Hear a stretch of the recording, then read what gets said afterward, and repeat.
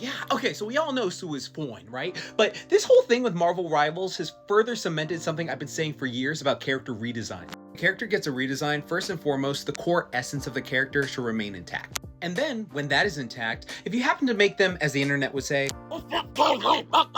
levels of attractive, the majority of people tend not to have any issues. It is a very simple yet effective formula to get more eyes on a project. Think of My Adventures with Superman. Lois Lane does not typically look like this. This looks more like an adult Luce from Owl House and stuff like that, and they turned her into this fine-ass tomboy. And then Superman, they really just amplified the himbo aspect of his character, and a lot of people who watch the show are just like, hey, I don't care, they both fine. It also works with badass points if you can perfectly blend stuff, because for example, think of the TMNT Fortnite designs. The majority of people agree that these are just universally praised because like they did such a damn good job. You'd be hard pressed to find someone who doesn't like them because it feels like a perfect blending of the 1987 cartoon, 2003 cartoon, and like even Next Mutation and some stuff from even the live action Michael Bay film sort of stuff. Like these just look absolutely immaculate. They absolutely cooked with these. It also works with cuteness because this gen has now completely outclassed all the past gens and even future ones. Now that's not to say more exaggerated art styles can't be quality, as Spectacular Spider-Man is one of the best animated series out there, and it's just one of the best versions of Spider-Man in general. For the younger viewers watching this that may not know, when Spectacular Spider-Man first came out, it wasn't as beloved as it is today because a lot of people had issues with the design. It looked way too cartoony, even myself included, because I was like, why does it look like this when before? A lot of us 90s kids grew up watching this first on Fox Kids, so when we saw Spectacular, so initially it was like,